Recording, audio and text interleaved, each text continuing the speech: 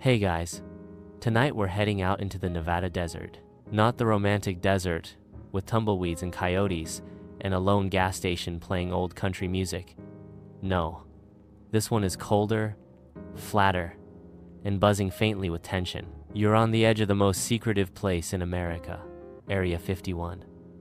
You've driven for hours down a 2-lane blacktop. You passed the last town, Rachel, population barely 50 miles ago.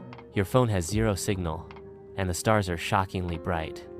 It's beautiful, sure, but in a way that makes you feel watched. You ease your car off the road and kill the headlights. In the distance, Groom Lake, invisible but humming with secrets. You step out into the sand. A warm wind brushes your face. You hear nothing, not even a cricket, just the sound of your own breath. Then you see it.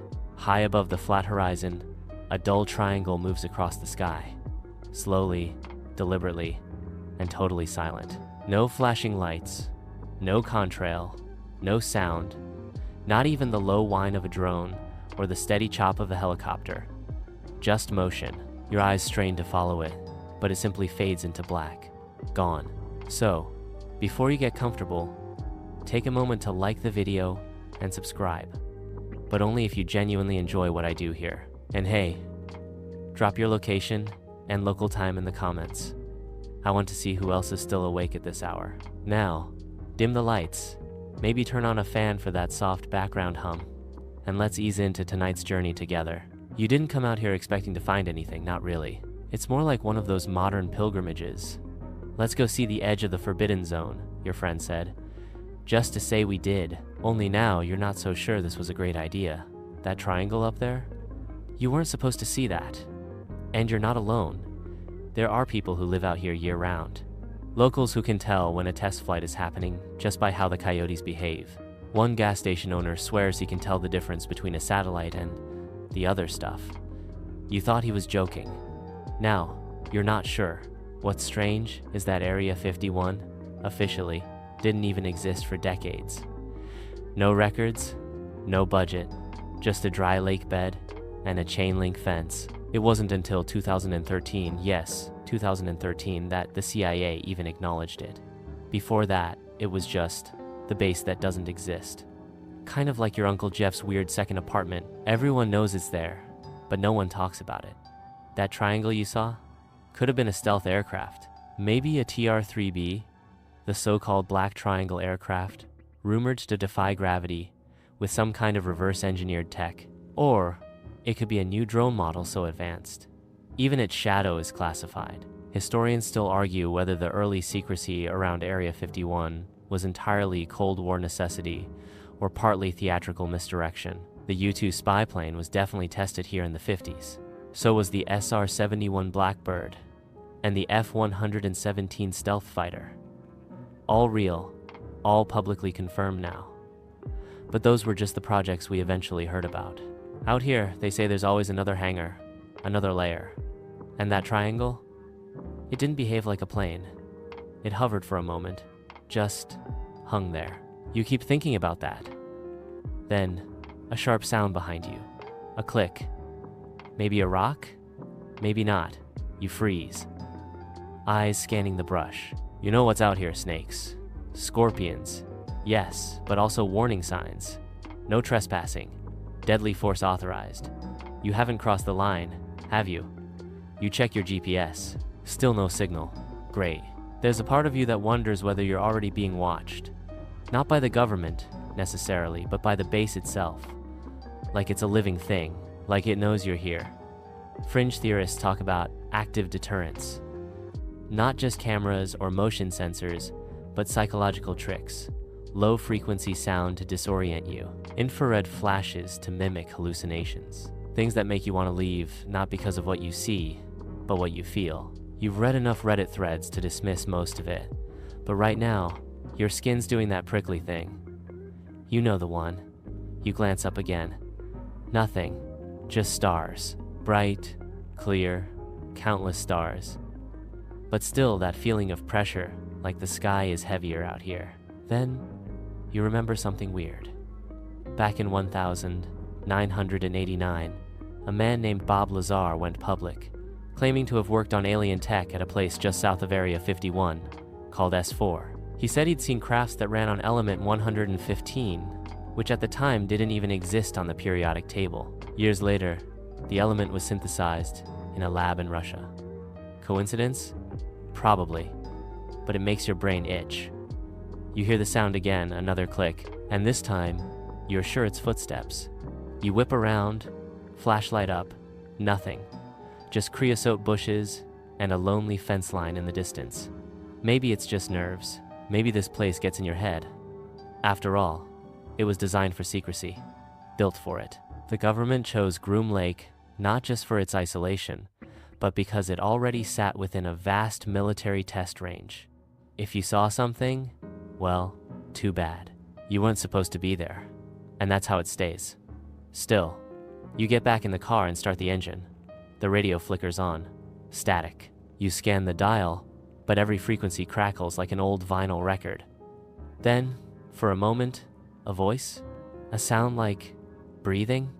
You flip it off. You drive, slowly at first, then faster. The desert stretches on in every direction, but you can't shake the thought. You were watched. You saw something that shouldn't have been visible, and whatever it was, it knew you were looking. Welcome to Groom Lake. You don't sleep well that night, even tucked away in a motel, an hour's drive from the base, surrounded by novelty alien posters and a charming but slightly broken vending machine. Your dreams jitter between silence and flashes of that black triangle. You wake twice thinking you hear footsteps outside the room, just gravel shifting, but every time you look, there's nothing, or at least nothing, standing still. In the morning, you grab a watery coffee and strike up a conversation with the motel clerk, a leathery man with a cowboy hat and zero enthusiasm for small talk. You mention the lights you saw. He doesn't blink. You saw it, huh? He says. Well, you're still here, so that's good. Then he goes back to reading a crumpled newspaper, like he didn't just casually imply you might have not been. But the tone is familiar. You start to realize something about this place. Everyone who's lived near Area 51 long enough has seen something.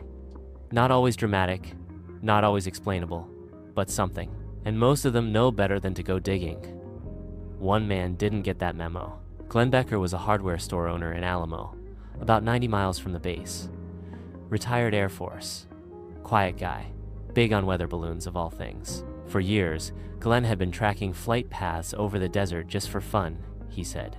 A sort of personal hobby. He logged patterns, altitudes, radio chatter he picked up with a massive antenna rig he'd built himself. It started small, but then his notes got weird. People say Glenn started seeing aircraft with impossible flight characteristics.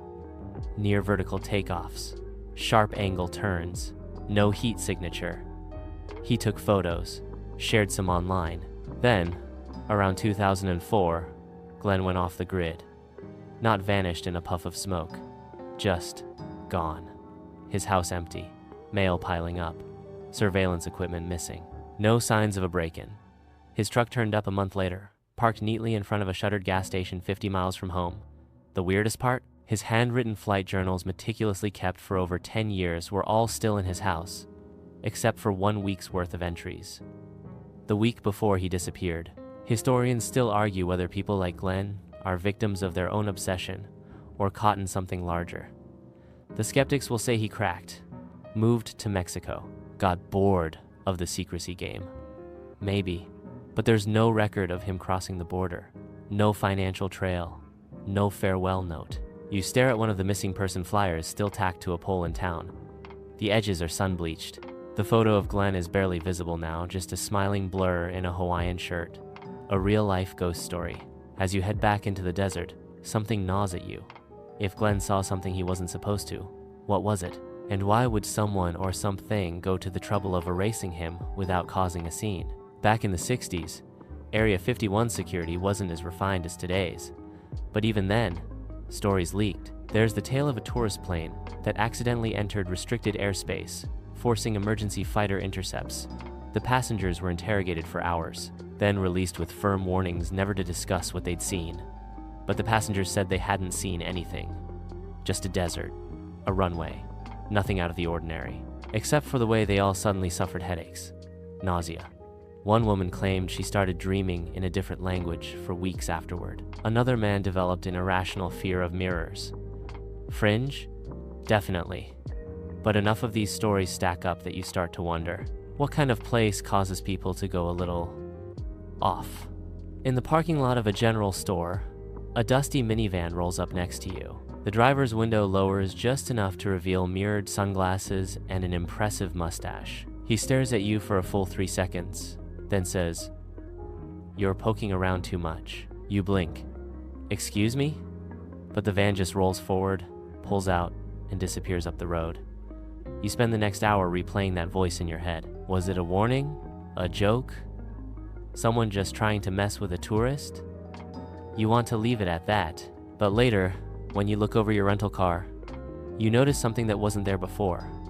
A tiny white sticker under the bumper. No logo, no text, just a square. You peel it off. No residue. Feels warm, despite being shaded. Weird.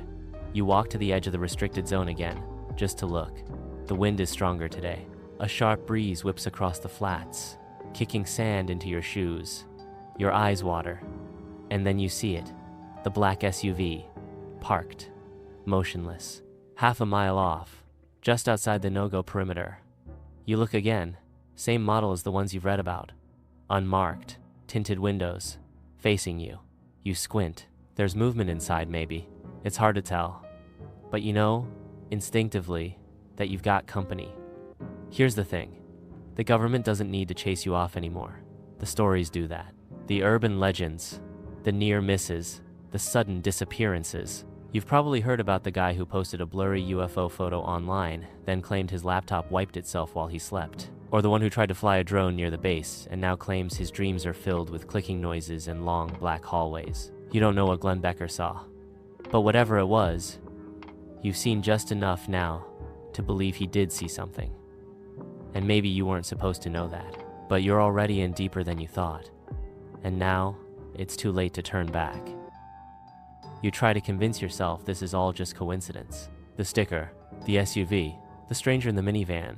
Weird things happen all the time, right? But this isn't a normal kind of weird. This is the curated kind.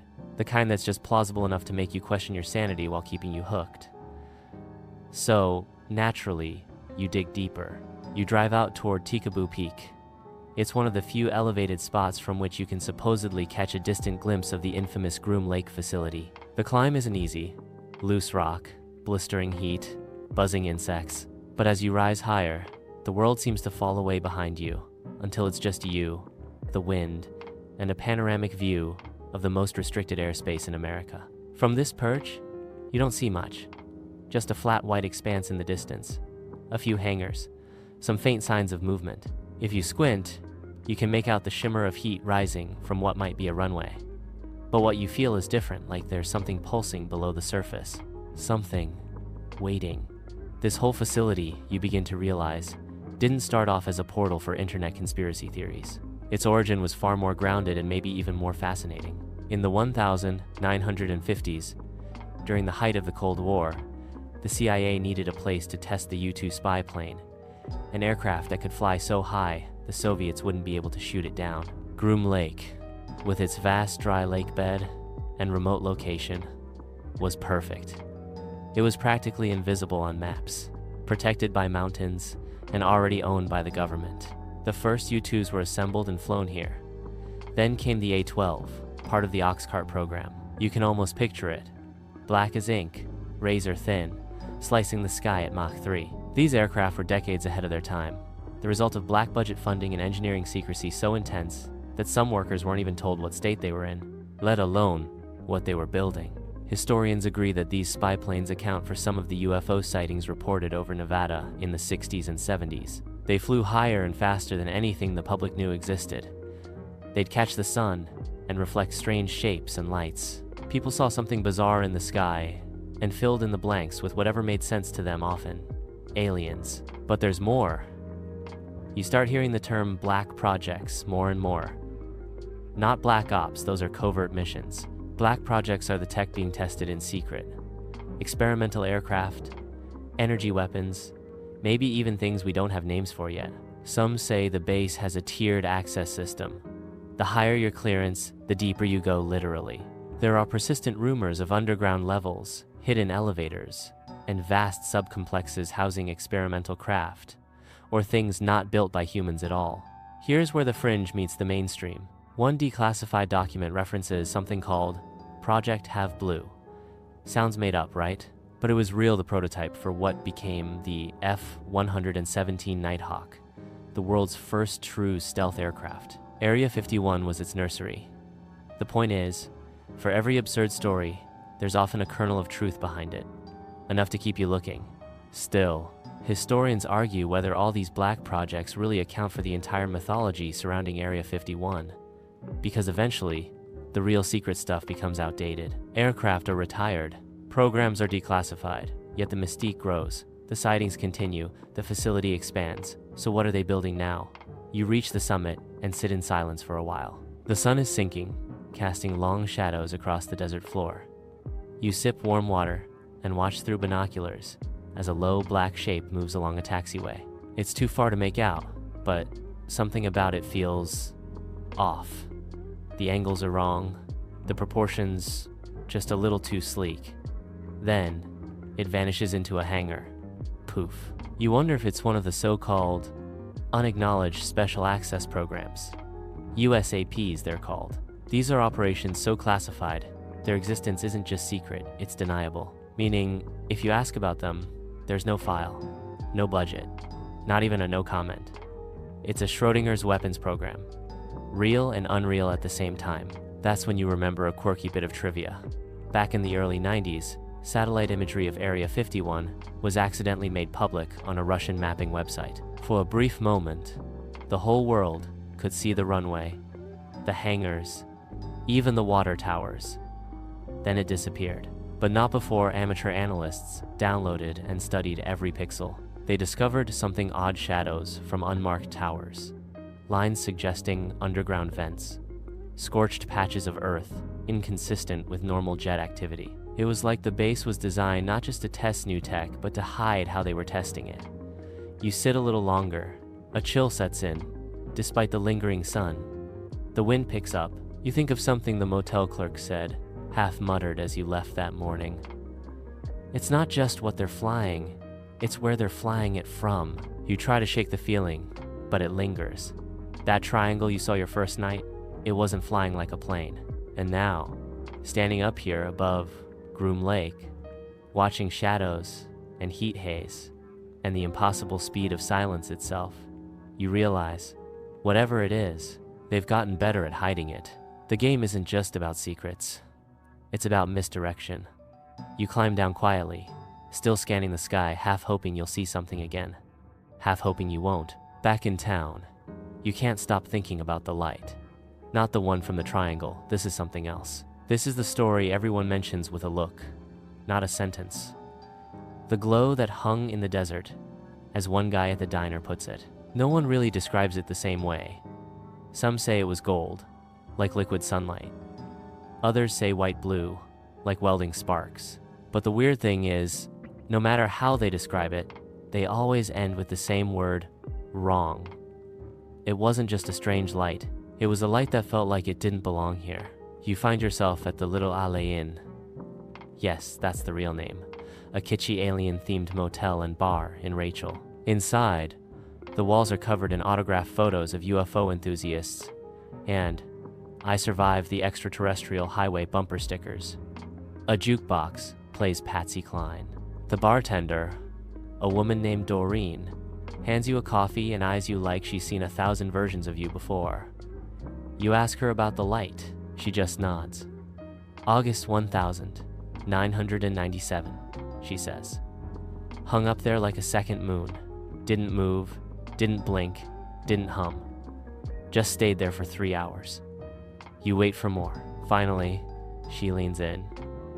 Some of us drove out to the ridge to watch it. We weren't the only ones. Black trucks showed up halfway through. No sirens, no announcements, just parked and watched, same as we did. She looks around the room. Then the light flickered And this is the part I still don't like remembering. It split, like one light became three, each the same size, same brightness. They drifted apart. One stayed, the other two shot straight up. No sound, no trail, just gone. You ask what happened next. She shrugs. The last one winked out around 3 a.m. We all kind of drifted back to our cars.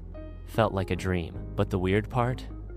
Every single watch and clock in this place was off by exactly 12 minutes the next morning.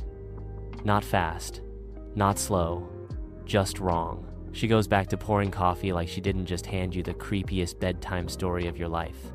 You walk outside, and for a moment, everything feels overly bright, too crisp, like the shadows are trying a little too hard to be casual. Historians still argue whether that night was part of a known military test, some sort of plasma-based display system, maybe, or if it was the kind of thing even the higher clearance folks at the Pentagon wouldn't recognize. There are experiments like that. Take Project Skyfire, for instance, an attempt to trigger rain using high-intensity light beams. Or the later Project Light, which bounced lasers off satellites in orbit. Those are real. They left light patterns in the sky. But none of them ever lasted 3 hours. None of them split apart. And none of them made clocks forget what time it was. So what was it? You drive out toward the ridge, Doreen mentioned. It's sunset again. The air smells like dust and creosote. A long ridge of dark stone rises ahead, and you follow an unpaved road that snakes toward it. The going gets rough, but you push on until you find a spot that overlooks the dry lake bed. You park, kill the engine, and wait. The first hour passes in silence. A hawk glides across the pink sky. Distant thunder rolls, though there are no clouds. You wrap a jacket around your shoulders and settle in, eyes scanning for any unusual glow. Then, it happens. A flicker, faint, like someone snapped a giant LED deep beneath the desert floor. You blink, it's gone. But then it returns faint again, but pulsing this time. A slow, rhythmic heartbeat of light, coming from the flat horizon. You stare, holding your breath. And then, just as suddenly, it stops. You try to rationalize it. Could have been a plane with landing lights aimed oddly, a satellite flare, something mundane. But it didn't feel mundane. It felt like something was letting you know, yes, we see you.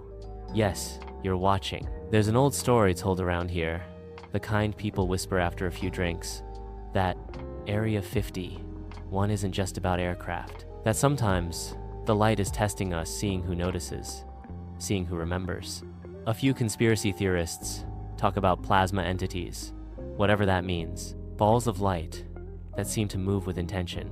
Scientists have studied similar things, like ball lightning, but no one's figured out exactly how it works or why it's so rare.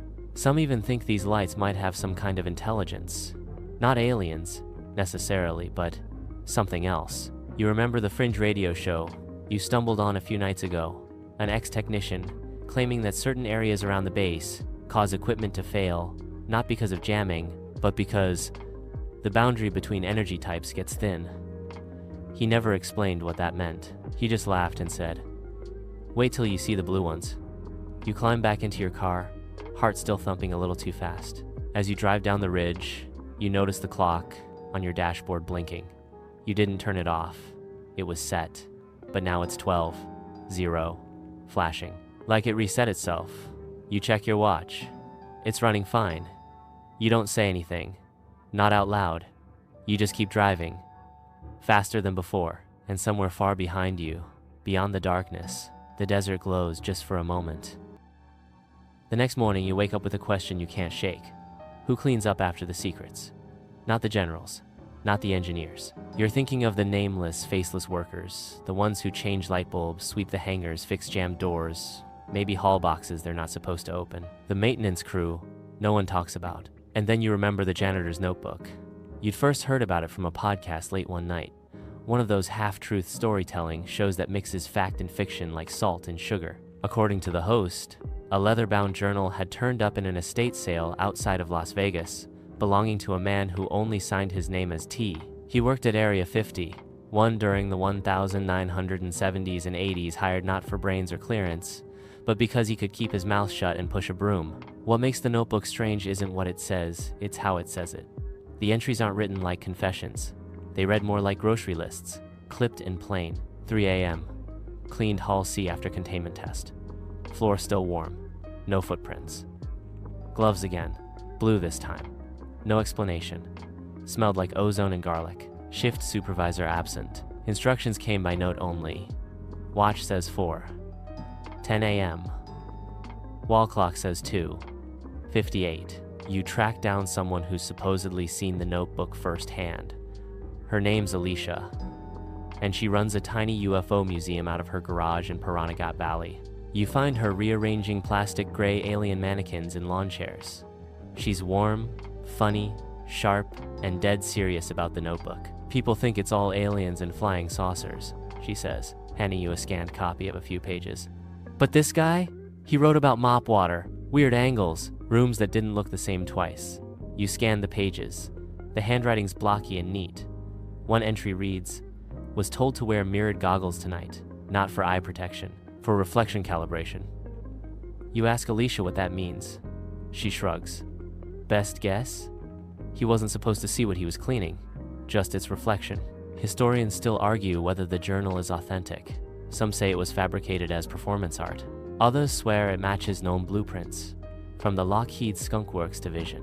But the consistent tone, the mundanity of it is what haunts you. This isn't the ravings of a whistleblower.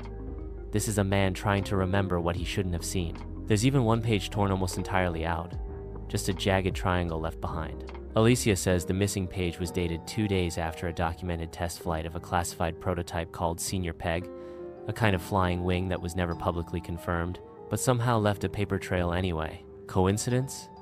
Or did T write down something too specific? You linger on one odd entry.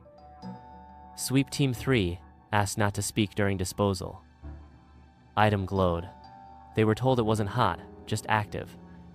You reread that 3 times. Not hot, just active. Back in your motel, you stare at your own notebook, suddenly self-conscious about the mundane details you've been jotting down. You wonder, has someone been watching what you write too? You laugh it off. Nervously, later that night, you decide to retrace T's old commute, as Alicia described it just to see. She says he used to take a bus from a hidden depot outside Crystal Springs. Sure enough, you find the spot. A concrete platform in the middle of nowhere, barely lit by a single leaning pole lamp. There's no sign, no fence, but there are tire marks, lots of them. You sit in your car, engine off, and wait, and then, just after midnight, you hear the distant growl of an engine. A bus, white, windowless, creeping down the dirt road like it knows where it's going, and you don't. It rolls past without stopping. Inside, you catch a glimpse of silhouettes, rows of people sitting unnaturally still, not asleep, not moving, just waiting. The bus disappears around a bend, gone. You wait 5 more minutes before starting your car.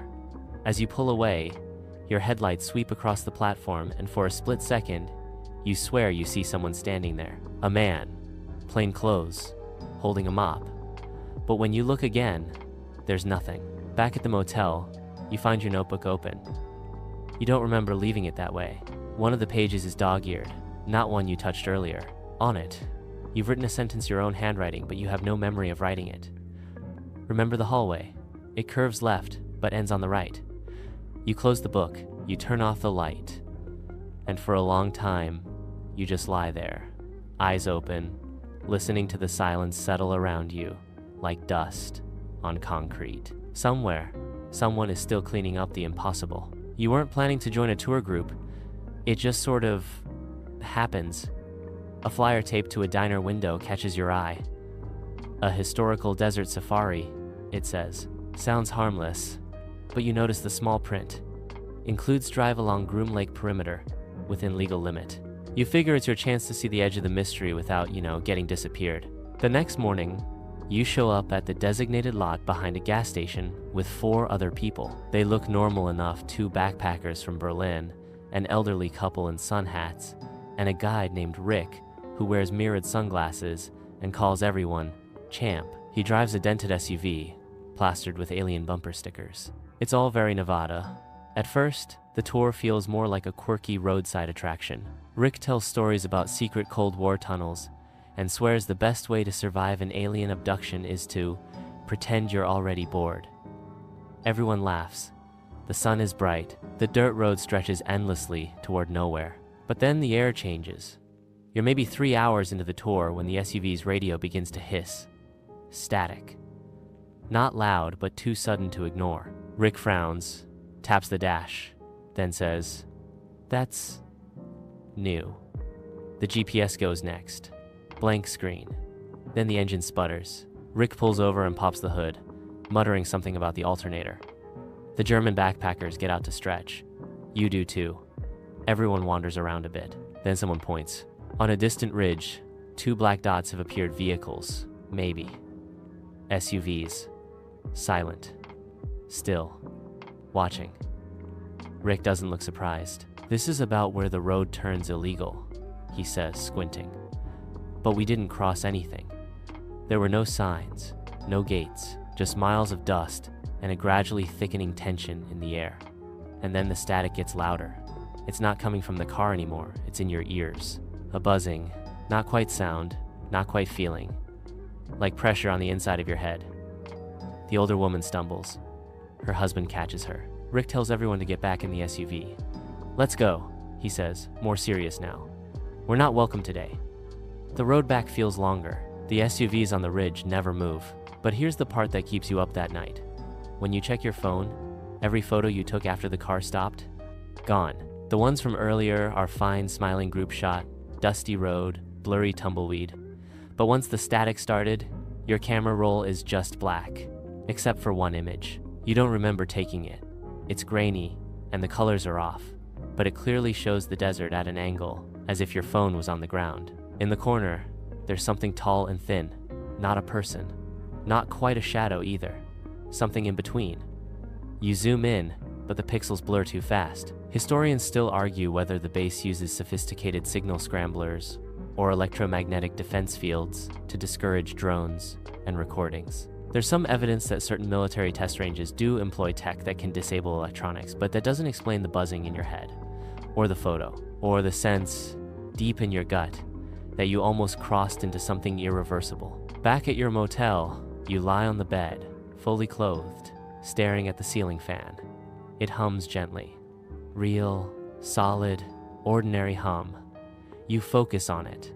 Let it center you, because everything else feels a bit off. You think about how easy it is to wander too far. Just a few steps past an invisible line. No fence, no armed guards, just a shift in the air.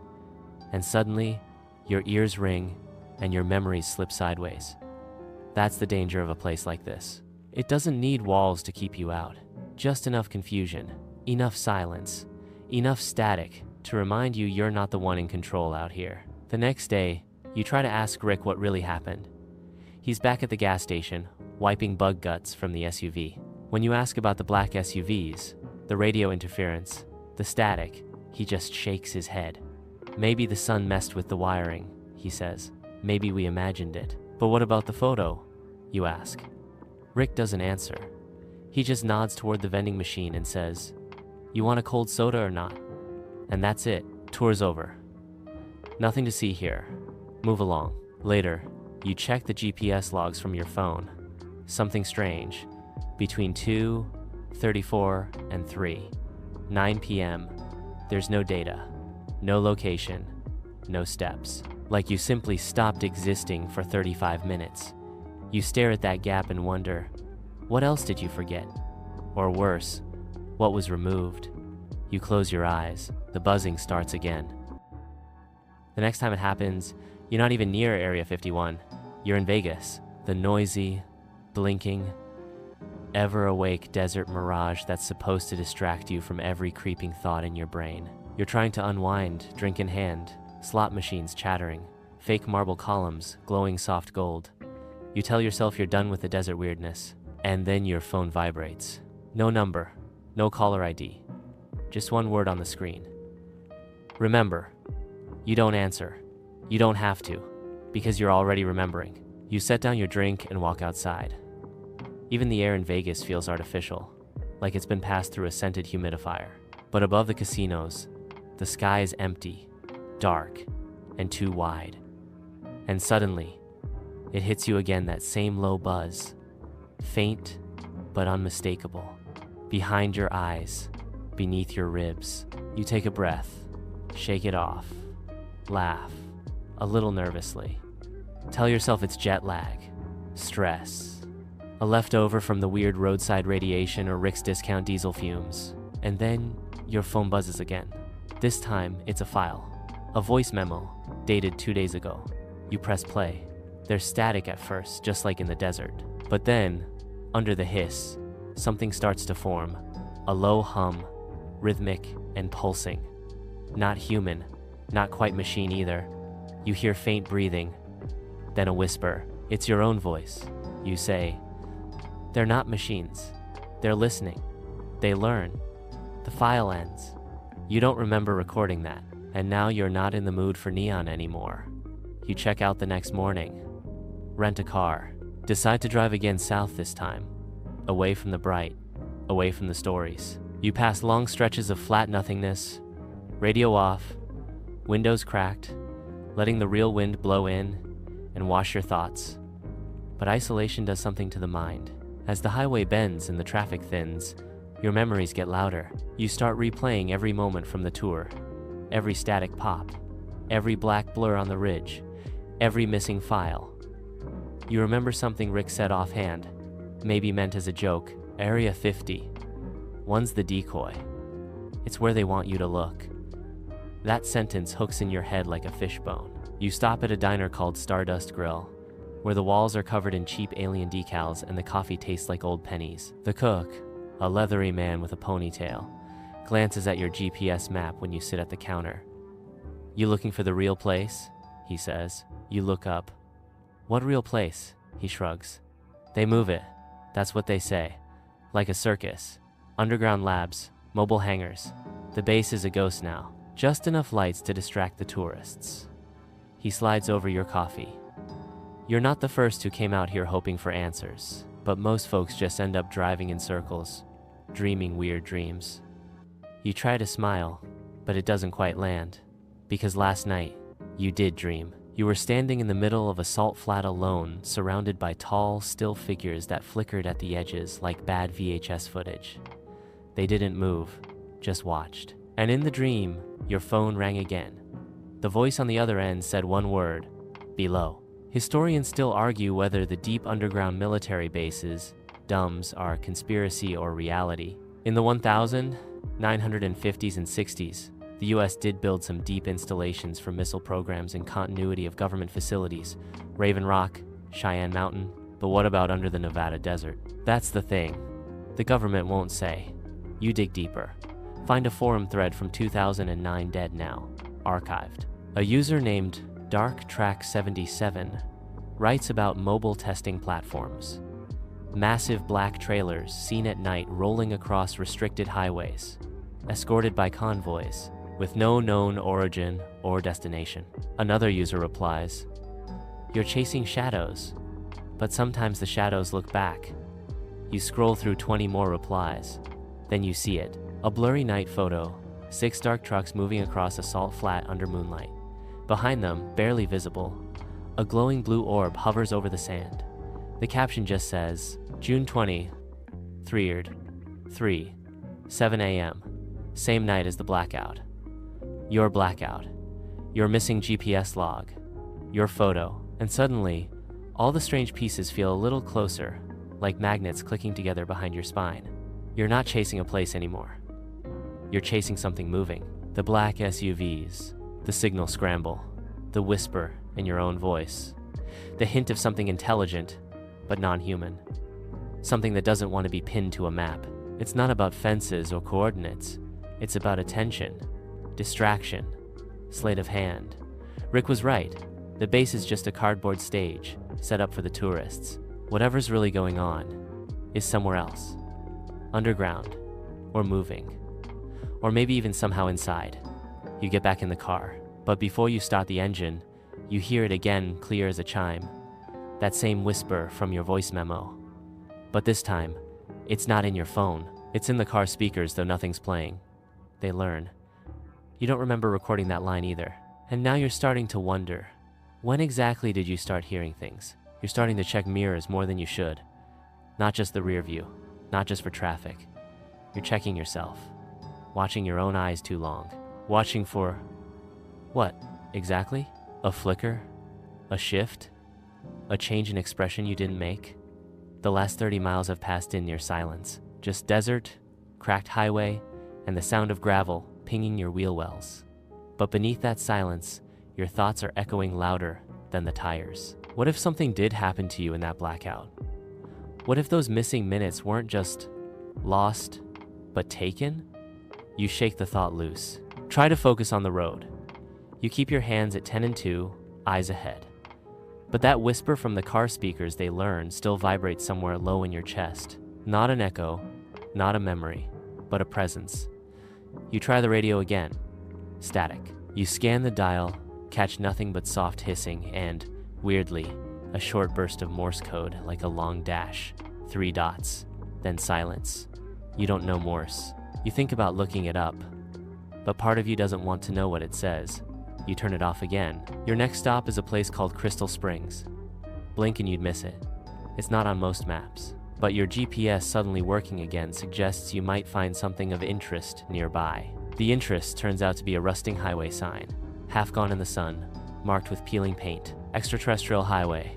Keep watch, keep moving. Beneath it, some traveler with a Sharpie has scrawled, "Keep forgetting." You park by the roadside. There's nothing around you but low scrub, rust-colored dust, and the sound of cicadas. And then you notice the tower. Low, squat. No more than 20 feet high. Hidden in a fold of land. Camouflaged against the rock. A relay station, maybe? A mobile cell unit? But it's humming. Loudly. Too loudly. You walk closer. Every step you take, the sound seems to get quieter. Not louder, like the air itself is being pulled in, and your skin, once warm under the sun, suddenly feels cold. You reach the base of the tower. There's no door, no ladder, no access port, but etched into the base, cut into the metal, not painted, is a circle. Inside it, 3 dots in a triangle. You blink. The symbol matches something you saw once on the back of that UFO tourist pamphlet in Rachel. A fake alien language chart, remember? Meant as a joke. The triangle of 3 dots meant observation post. You run your fingers over the marks. The metal feels warm. Not sun, warm, body warm. And then you hear it again. A click. Inside your head. A memory. You're lying flat on a cold metal surface. The air smells like copper and ozone. There's a soft blue light above you. You're not restrained, but you can't move. Not even to blink. And there's a sound like someone dragging wet paper across glass. Then your name, spoken in a voice that almost sounds like yours, but with something wrong in the rhythm, like a poor imitation. You stagger back from the tower, trip over your own feet, fall hard, hands hitting the dirt. But the memory stays. It's not a dream, not imagined. It belongs to you. It always did. You just couldn't access it until now. Historians still argue whether any credible abduction claims exist, especially from military-adjacent zones. Some accounts follow predictable patterns, likely shaped by pop culture, but others contain exact details of experimental interiors, tools with no visible seams, and symbols no one should have seen until years later, when declassified images emerged from real defense programs. Coincidence? Or collective recall? You climb back in the car, breathing shallow, hands shaking. You stare at your reflection in the rear view again. And for a brief second, just a flash, your pupils look the wrong shape. Elongated, like slits. You blink. They're normal again. Maybe they never changed. But now you're done with detours. You decide to follow the most direct route toward Groom Lake, toward the original Area 51 perimeter. Even if it's all for show, it's the last known fixed point, and you need something fixed. You need answers. Or maybe just boundaries. Because it's becoming increasingly hard to tell what's real, what belongs to you, and what's been added. You pass a few more cars, tourists, probably, their windows down, laughing, playing pop music. For a moment, you envy them. Their ignorance, their surface-level belief in little green men and flying saucers. If only it were that simple. You spot a billboard up ahead, faded, sunburnt, unreadable. But beneath it, someone's nailed a wooden plank with hand-scrawled words. They already went home. You don't know if that's comforting or a warning, but you keep driving, and that hum? It's following you again. Not from the road, not from your phone, from you. You lose time again. Just a sliver of it this time. Maybe 10 minutes, maybe 20. The sun's moved, shadows shifted, but you swear you blinked only once. Your coffee's gone cold in the cup holder, your GPS rerouted itself, and the last song you remember on the playlist is nowhere in the queue. You don't panic, not this time. Instead, you just take a slow breath and glance at the clock. Whatever just happened, you're still here, still driving, and for now, that's enough. Ahead, the landscape begins to change. Gone are the distant scrublands and rust-colored flats. Now, jagged hills rise on the horizon, their ridgelines sharp and unnatural, like something designed. The highway narrows. The signage becomes sparse. No more gas stations. No more alien jerky stops. Just fence posts and warning placards. You pass the first major sign at a crawl. U.S. Air Force installation. No trespassing. Photography is prohibited. Deadly force authorized. There it is, the infamous border. You're not at the gates yet. Not really.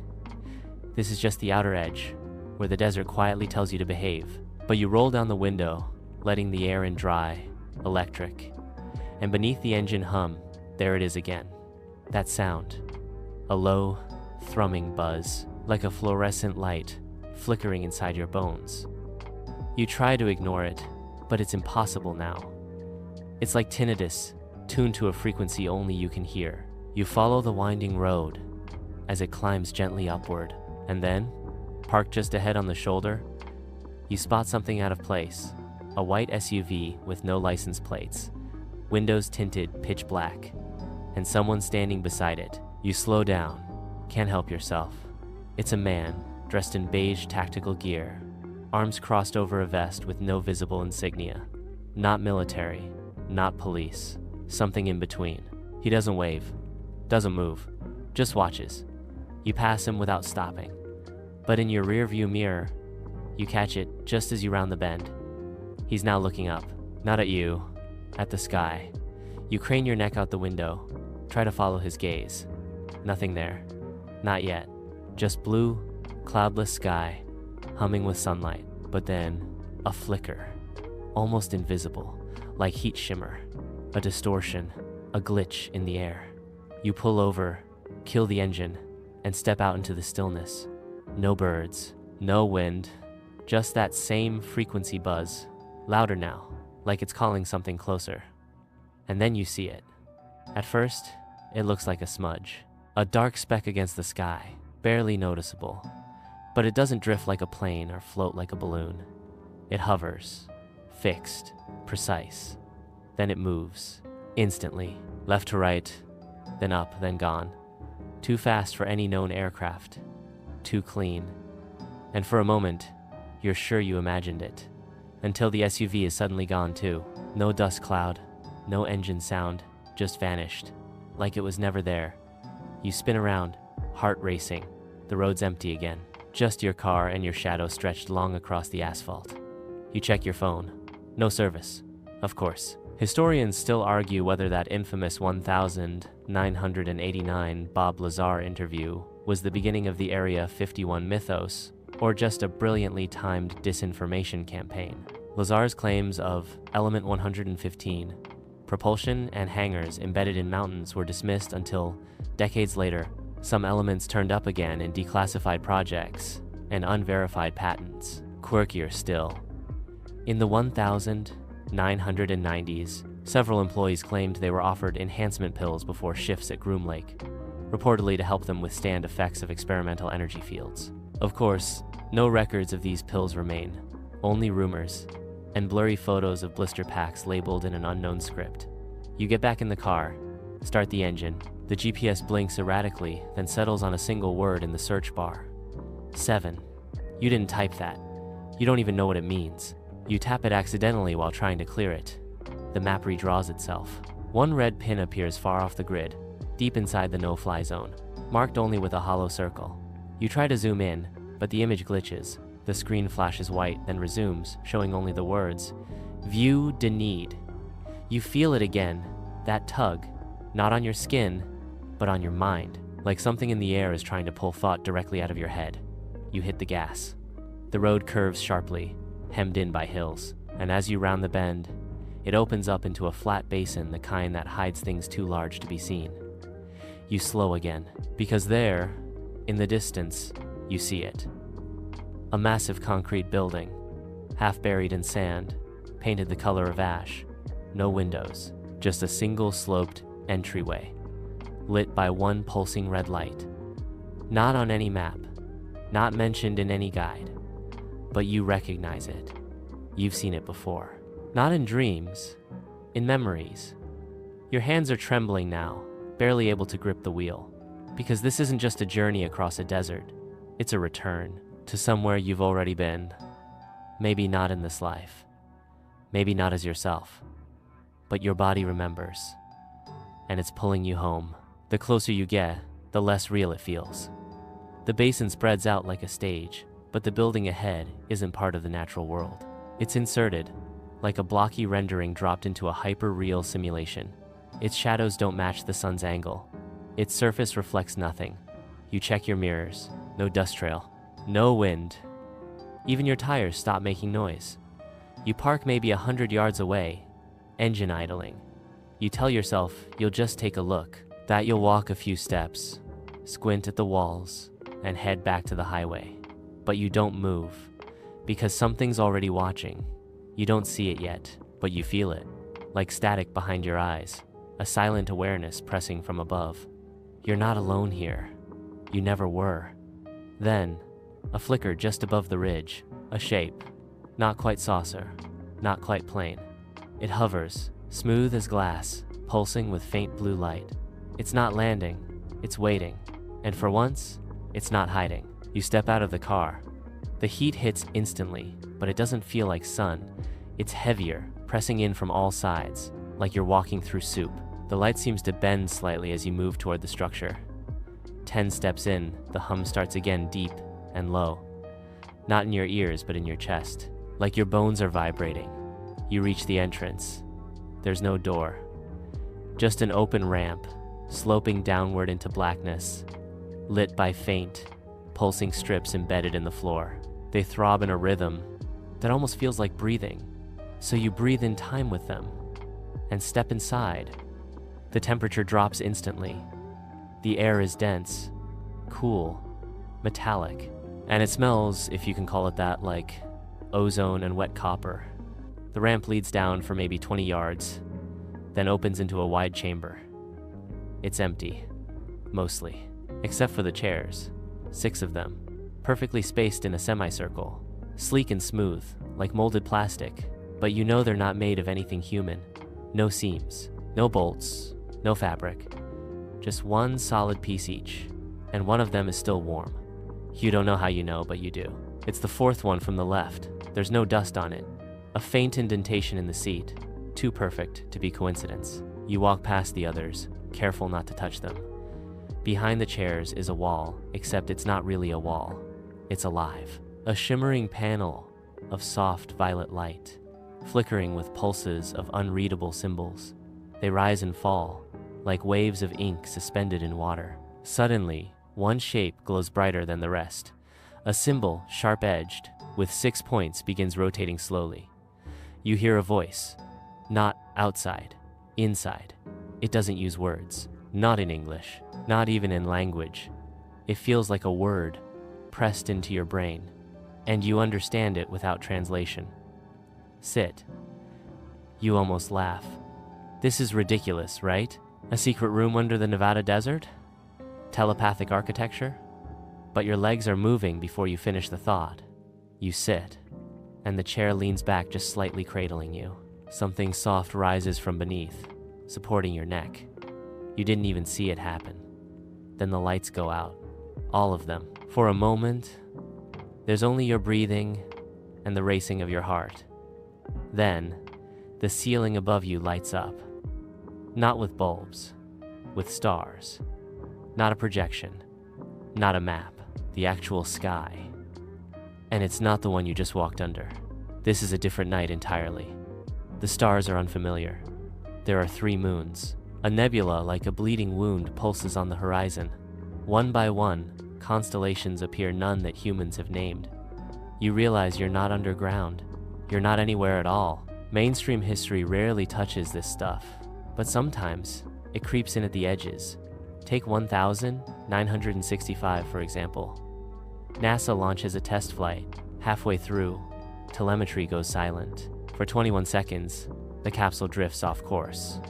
When contact resumes, the onboard computer shows a surge data that doesn't match Earth-based coordinates. Just one garbled word in the log: origin. Engineers blamed it on solar radiation, but the pilot, decades later, swore he saw the same stars, just rearranged. Historians still argue whether the whole log was fake to cover up software flaws. Others say that word origin wasn't a glitch, it was a label.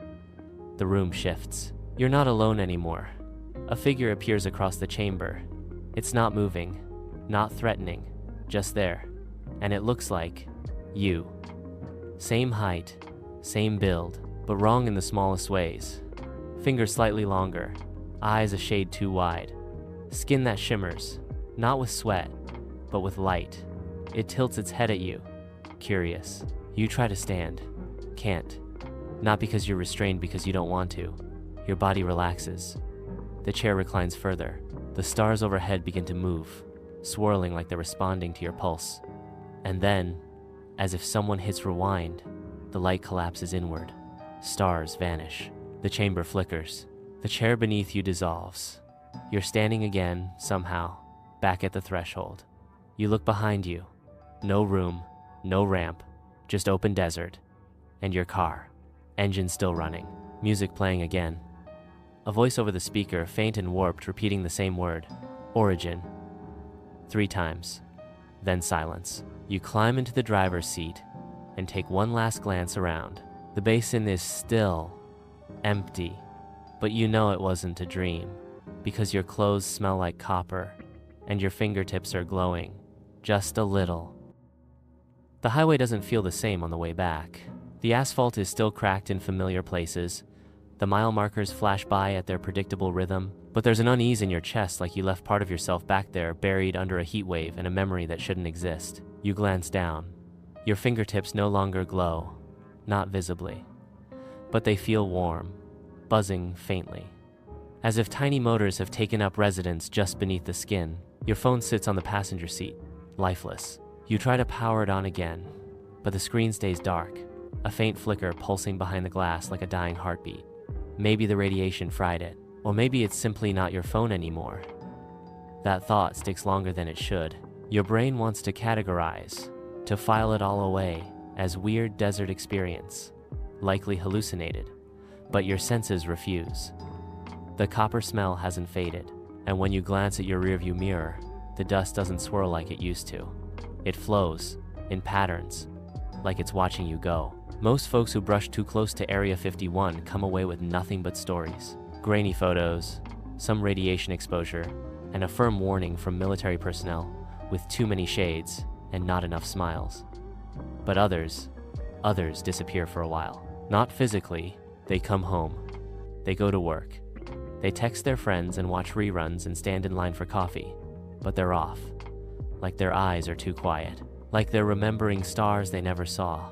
Historians still argue whether the so-called dreamers, those who experience persistent, altered perception after visiting Groom Lake, are suffering from a psychological break, brushing up against something real. Fringe researchers point to dozens of documented cases.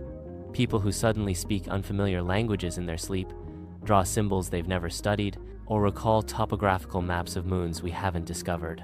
It's called the post-contact echo, and you're starting to feel it. First, it's the silence. You drive for hours through Rachel, past Ash Springs, back towards civilization, and the hum inside the car is the only constant. Not engine noise. That other hum. The one you first felt under your ribs in that hidden chamber. It's still there. Soft now, but insistent. You pull over for gas. The clerk greets you with a tired nod. You smile, make small talk, but his eyes linger too long on your hands. When you hand him your card, he doesn't touch it directly. He waits for you to set it on the counter. It clicks. You look down. Your skin is faintly silvered. Not enough to notice in direct daylight. But here, under fluorescent hum and desert dusk, it shimmers. You drive again. No music. You can't risk the voices coming back. But they do. Only now, they don't speak words. Just emotions. Flashing through your brain like static dreams. Longing. Curiosity. Something close to sadness, but not quite. And they're not yours. You're being observed. Not by satellites or spy drones, but by memory. You passed through something, and it took you in. Back in the 1980s, during Project Galileo, a now declassified effort to map EM fluctuations near Groom Lake, a series of researchers reported missing blocks of time. Not lost consciousness, missed moments. They'd look at their watches, realize a minute or two had passed, but their logs were unbroken. Their recordings didn't stop, their pens didn't slip. But in those skipped moments, minor anomalies appeared in the data, spikes in temperature, bursts of static, and on one occasion, a faint heartbeat recorded through a magnetometer. No animal nearby, no humans moving, just that sound. Like something was watching them through their own eyes. One physicist joked that the lab had a ghost. Another, less cheerful, marked the file. Local space-time instability, possible interactive event. You feel something stir inside you when you remember that, because it resonates. Later that night, you check into a motel off the 93. Dusty carpet, buzzing wall unit, soap that smells like lemons and crushed disappointment. You turn on the shower, but the water pressure is strange, like it's moving in pulses. Your reflection in the mirror fogs up but doesn't vanish. There's a delay. You wipe it with your hand. Your real hand moves instantly, but the mirror hand hesitates, just for a second. Then it snaps back in sync. You lean in, your pupils aren't round anymore. Not completely, not all the time. You blink. They're normal again. But something is wrong. Not with your body, with your place in the world, like your atoms are still realigning. Back in 1993, there was a storm over the Black Mailbox trailhead. A power outage lasted for 3 nights. The only working device in the area? A broken radio from a tourist jeep, except it wasn't receiving radio anymore. It pulsed out coordinates in Morse code. When decoded, the signal didn't lead to a point on Earth. It referenced a spatial model, later matched to a star system 12 light-years away. The jeep owner never came forward again, but the transmission was recorded, briefly, and buried. Historians still argue whether the entire episode was a hoax, engineered by military contractors to scare off locals, or if it was a failed attempt to contact something beyond, something that hadn't left yet. You don't sleep that night. Not because you're scared, but because your brain doesn't want to shut down. It's busy, processing. When you finally do doze off, the dreams aren't yours. You see machinery bigger than cities, skies with too many moons, buildings that grow like coral, and beings not monstrous, not angelic, just taller, curious, and still watching you.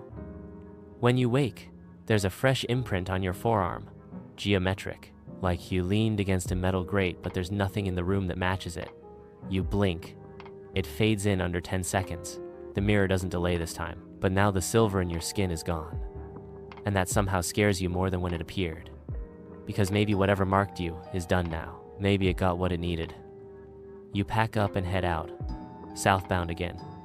Radio still dead, phone won't turn on. You hit the city limits around Las Vegas, just as the sun rises. And in that brief moment under the orange haze of morning, you wonder if you'll ever feel human again. You are back among people now. Real people talking on phones, honking in traffic, sipping overpriced lattes. The clamor of Vegas wraps around you like a tight sweater. And for a moment, you almost believe the past few days were just a heat stroke-induced fever dream. Almost. Until you feel it again.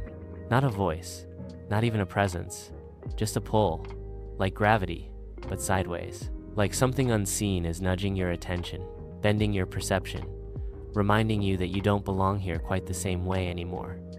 You try to ignore it. You check into a hotel, toss your duffel on the bed, and splash water on your face like a movie character trying to pull themselves together. The mirror holds steady. No glitches, no weird pupils, but your reflection still looks back at you like it's judging your timeline choices. You decide to act normal, because what else are you going to do? So you go out. You walk the strip, bathed in neon and surrounded by the chaos of human entertainment. Slot machines sing. Performers in feathered headdresses pose for photos. A man dressed like Spider-Man tries to sell you a mixtape. You even laugh. Twice. And that's when it happens again. You pass a group of tourists. One of them, a kid maybe 10 years old, locks eyes with you and freezes, like he sees something no one else does. He turns to his mom and says, "That man's not from here." You keep walking. You don't turn around. Later, you'll sit in your hotel room, replaying that moment in your head like a scene in a surveillance loop. Over and over. The kid's tone wasn't afraid, not angry, just observant, like he'd seen a glitch in the game. Historians still argue whether children are more perceptive to anomalies if their underdeveloped logic systems make them more susceptible to seeing the cracks in reality. Jung once posited that kids operate closer to the subconscious archetypal layer of the human psyche, and that certain children are thin-boundaried, naturally attuned to things adults filter out. You don't know about boundaries anymore. Yours feel paper thin. The next morning, your phone turns on again. Not normally. It doesn't boot through the usual screen. Instead, it flickers to life with a strange interface, just static at first. Then symbols, not text, just glyphs that morph, almost like they're responding to your gaze. You blink, and the normal lock screen returns. It's as if nothing happened, except for one new photo in your gallery. You don't remember taking it. It's black at first glance, just a void. But when you adjust the brightness and zoom in, you see stars. Too many. And at the bottom right corner, a faint structure, too symmetrical to be a natural formation. You try to delete the image. It won't delete. You try to share it. The file doesn't exist. It's there, but it's not there. Fringe researchers in the early 2000s began cataloging similar, impossible files. Media artifacts that appeared on devices near supposed UFO hotspots, files that could be seen but not copied or modified. A few brave souls submitted their phones to universities for analysis. Most were returned with the same result: corrupted data, unexplained glitches, and sometimes fried processors. No institution kept the phones for long. One was rumored to have been buried in concrete. You put your phone in the drawer, you don't sleep well, the hum's back. Not in your head this time, but in the building. It pulses through the floor, a low vibration that your ears don't register, but your bones absolutely do. You lean down, press your palm to the carpet. It's subtle but steady, like something miles beneath you is breathing. You order food, but you can't taste it. Not fully. The texture is there, the heat, but the flavor is muted, as if your tongue is on a half-second delay. You're not sick. You're not dying. You're changing. You check the mirror again. Still you, but when you exhale, the steam fog's only part of the glass. Like your breath isn't entirely moisture anymore. And then the knocking starts. 3 soft taps. Not your door. The window. 20th floor. You freeze. You wait. Nothing. You creep toward it, heart pounding, brain flailing for rational explanations. Bird? Wind? Loose panel? You reach the curtain and pull it open. No one there. Just your own reflection. And beyond that, the vast glowing mess of Vegas night. But for one moment, one shivering blink, you see a silhouette behind your own.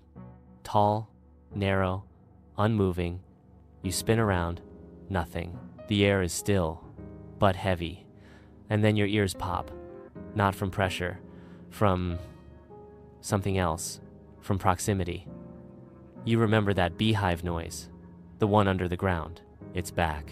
Only now it's here, in the city, in you. The military has long denied any spillover from Groom Lake experiments into civilian airspace, but FOIA releases over the years have shown a different picture. Unmarked aerial craft observed over urban areas, magnetic anomalies logged in downtown zones, witnesses who describe losing time, not in the desert, but in Walmart, parking lots, elevators, and laundromats. The theory is simple. Once you've seen behind the curtain sees you back. You turn on the TV for distraction. Nothing but static. You flip the channels, one after another. Just snow. Occasionally, a single frame of something else, like a forest, or stars, or an eye. You shut it off. The hum deepens. You try to sleep. You curl under the sheets. You count breaths. And finally, you drift. But your dreams are no longer dreams. They're data, images, coordinates, instructions. You feel them download into your mind like code, not in a language, in sensation. You wake. You leave Vegas before dawn. No goodbye, no checkout. You just walk out of the hotel with your backpack, and that creeping sensation that the city isn't really letting you go, just observing the next phase of the experiment. The streets are damp with last night's sprinkler runoff. Neon flickers off puddles like fractured starlight, and above you, the sky is bruised with early morning violet. You don't head for the airport. You don't call a rideshare. You walk and walk until the noise thins and the buildings grow sparse, and the streetlights begin to space themselves like breadcrumbs for people who don't trust maps. Eventually, you find your car. It's parked exactly where you left it before everything unraveled, except cleaner, dust-free, like someone detailed it overnight. Or like it was never driven through a windstorm and buried town at all. The keys are still in your pocket. The engine starts without hesitation. You're not surprised. You don't feel much of anything, actually. Not dread, not relief. Just a quiet, tight-lipped anticipation, like something's waiting.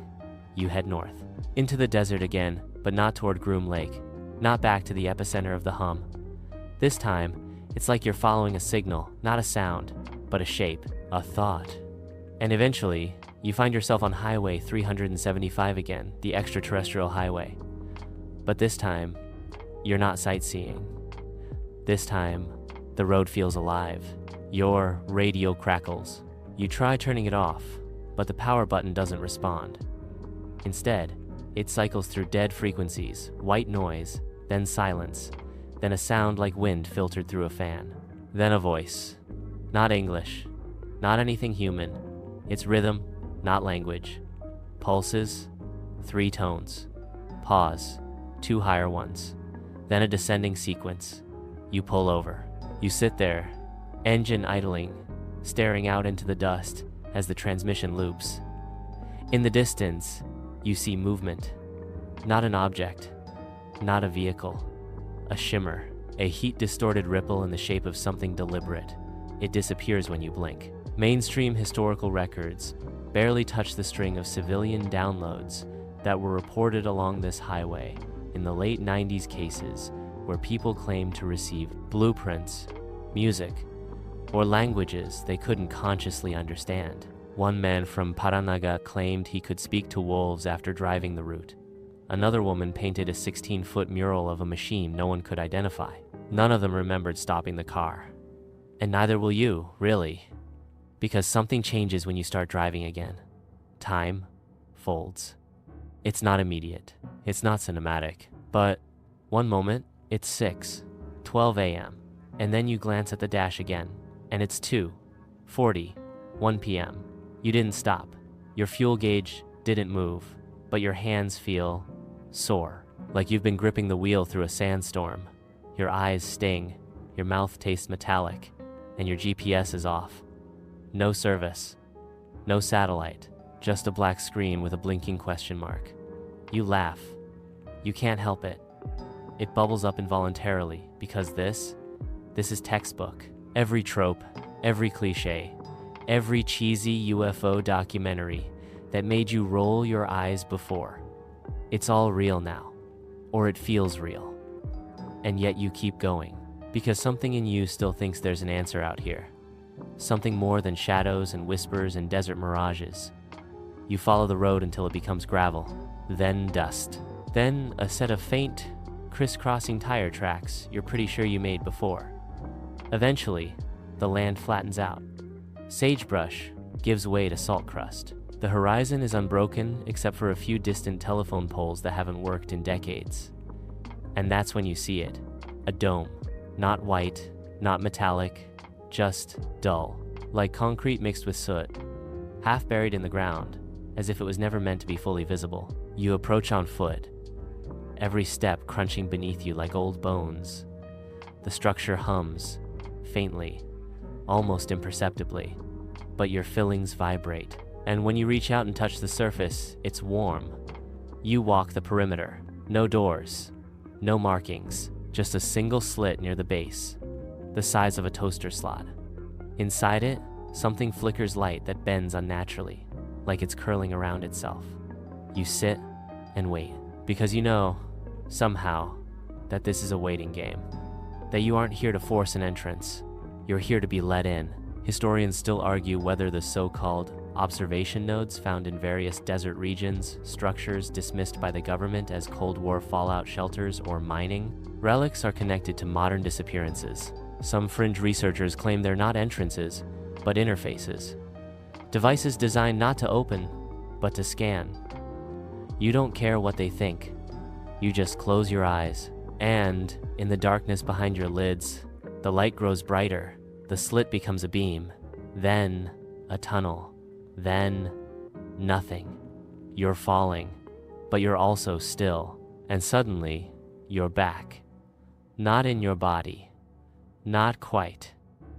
You're watching your body from above, from the side, from inside the machine.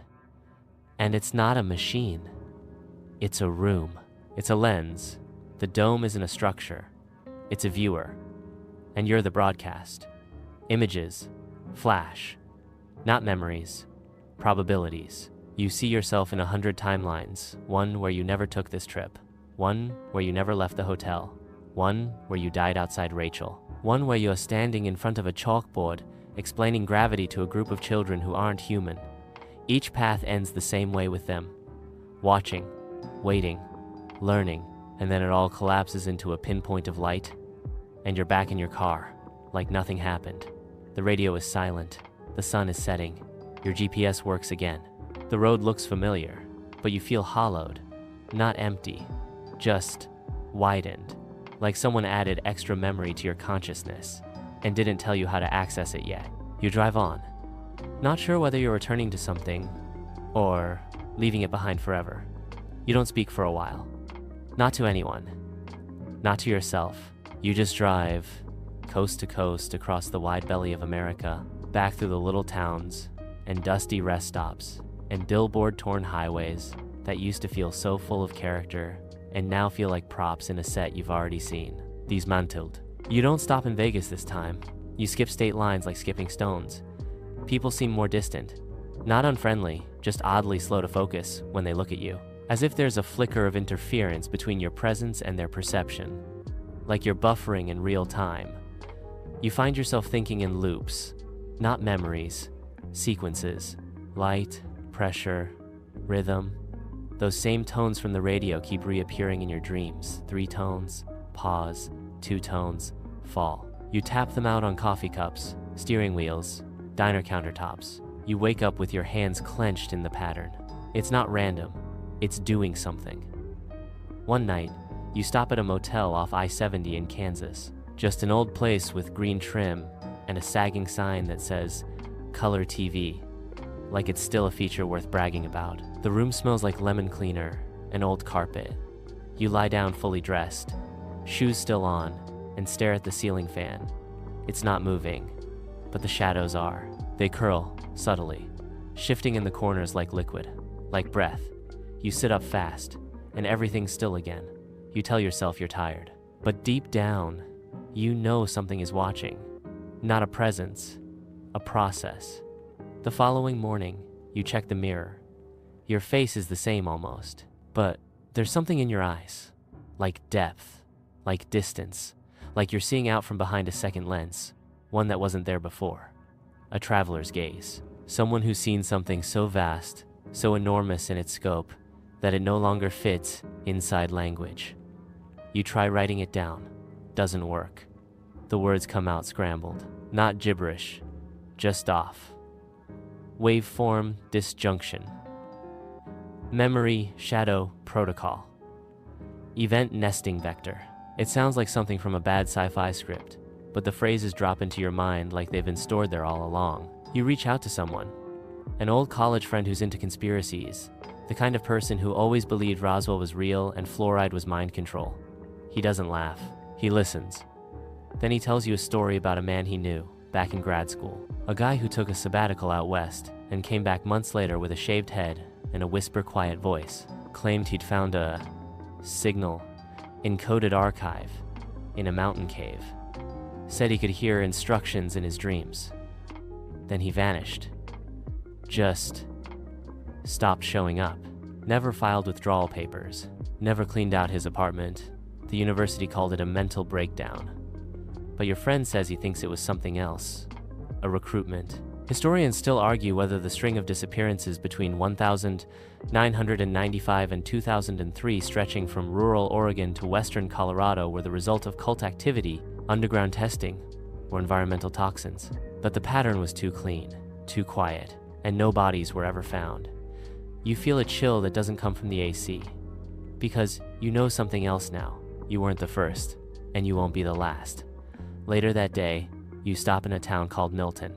Just a gas station, 2 diners, and a thrift store that only sells VHS tapes. You browse out of habit, expecting nothing. But then, tucked behind a box of Murder, She Wrote episodes, you find it. An unlabeled tape, just black plastic, no sticker, no title. You buy it for $0.25. Back in your motel, you dig out a dusty VCR from the closet, plug it in, and feed the tape inside. What plays isn't a movie. It's footage from inside the dome. Shaky cam, infrared. A figure, blurry, faceless, standing in front of that same slit of light you saw. Then it turns, slowly, toward the camera, and you see yourself. But not now you. A different version, wearing different clothes. Holding something looks like a cube made of mirrored panels. You raise it to the camera, and it flashes. Then the screen goes black. You rewind, play again, same sequence, same ending. But the third time you notice something. In the top corner, a date stamp. Next week. You sit back, the hum of the VCR mingling with the hum that never left your skull. And you realize it's not over, not even close. You're on a loop, a path, an invitation. You return to your car, drive into the fading twilight. The hum grows stronger, louder, not in your ears, but in your bones. It doesn't feel threatening anymore. It feels familiar, like music you used to love and forgot about for years. Like hearing your name whispered through a wall and knowing instinctively that the voice on the other side knows you better than you know yourself. You stop for gas just before the state line. The attendant is an old man with hands like dry leaves. He rings you up silently, then says, "Going back west?" You nod. He doesn't smile. He just says, "That place remembers." Then hands you your receipt, already signed. The name printed on it? Not yours. But you recognize it anyway. It was the name on the hospital bracelet in the vision. The one you never told anyone about. The one that felt right, even though you've never used it before. You leave the gas station with the receipt in your pocket and the weight of 1,000 timelines in your chest. And for the first time in days, weeks, maybe months, you're not afraid. You're ready. You return to Nevada like you're returning to a dream. There's no plan, no coordinates, just that pull behind your ribs, the low-grade tension of something unfinished. You pass familiar markers, the diner where the waitress remembered your name, the long stretch of empty desert where the radio first lost its signal. All of it looks exactly the same, but you are different now. When the first roadblock appears, you don't hesitate. You veer off into a dirt trail, something you wouldn't have noticed months ago. The car creaks with every rut and stone, but you keep going. It's not just instinct anymore, it's navigation. You remember this route, though you've never seen it before. And then, just past the edge of a dried-up arroyo, you see it. The fence line, torn open, like someone or something wants you to return. You park the car behind a ridge. You walk. The sky above is cloudless and gray, not from weather, but from some soft shimmer in the atmosphere, as if the air itself has been coated to blur. You step past the final gate like it's nothing more than fabric, and suddenly, there it is, the dome, exactly as you left it. Except this time, it's open. The black slit has widened tall enough for a person to step through. You hesitate at the threshold, waiting for that stomach drop, that vertigo that always came near it. But it's gone now. In its place is a strange, quiet welcome, a silence that feels more full than empty. Inside, the walls ripple. Not like screens, not like mirrors, like water held in suspension, constantly shifting with faint echoes of distant starscapes and unfamiliar cities. You step forward, and the space does not resist. It bends with you, and then you see the table. You almost laugh. It looks like something from IKEA. 4 legs, matte black surface, nothing remarkable. But sitting at its center is the object from the tape, the mirrored cube. It's cool to the touch. You lift it, and a soft vibration hums from its core, syncing with your pulse like a second heartbeat. A voice not yours speaks inside your mind, but it doesn't use words. It shows you scenes, timelines, alternate selves. The other yous who also found this place, some who turned back, some who stayed, some who never left. And all of them, all of you, converge in this moment. You are the inflection point. You are the one who remembers. Historians still argue whether the strange disappearances in Groom Lake, the mysterious energy surges, or the unaccounted military budgets funneled through Area 51 had anything to do with non-terrestrial activity. But those arguments miss the point. It was never about aliens. It was never about others. It was always about us. You place the cube back on the table, and the room responds, its ripples shifting into a corridor. You follow. The walls bloom with color, texture, the sensation of moving through decades of memory and possibility. Childhood fears, adult doubts. You see your mother's hands folding a shirt. You see yourself, age 5, crying over a broken toy. The corridor ends in a vast chamber, circular and echoing. At its center is a seat, not a throne, not a control panel, just a chair. You sit, and suddenly you understand. All of it. The memories flood in, not just yours, but everyone's. You feel the knowledge of a pilot who vanished in 1967. Of a technician who went deaf for a week and came back fluent in a language no one recognized. Of a janitor who swept this floor for 40 years and claimed the building grew larger every winter. You see patterns in datasets you've never studied. You decode radio bursts with a glance. You see the architecture behind time, the way certain locations, certain minds act like tuning forks for cosmic resonance. And Area 51? It was never a fortress to keep others out. It was a beacon to call the right ones in. You are one of those. You feel your heartbeat slow. The chair lowers into the floor. Soft darkness rises. And then, you are awake. Not in your body, not in a bed, but awake. Everywhere, all at once. Watching through satellites and storms and whispers and underground halls. You've become something else. Not less human, just more. The cube was a seed. You are the bloom. But now, as we settle again into the edges of thought, let the echoes soften. No more ripples, no more static, just you, right here, in your own stillness. Whatever that journey was, whether real, remembered, or dreamed, you've returned with something subtle. A sliver of knowing that hums just under your thoughts, like the warmth left on your skin after a long day in the sun. Maybe none of it happened. Maybe it always did. Either way, you're back in your room now. The chair beneath you is real.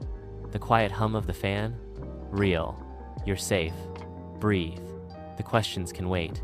The timelines can pause. For now, all that matters is the slow rise and fall of your breath and the gentle return to a body that is always your own. Your heartbeat finds its rhythm again. Your shoulders ease.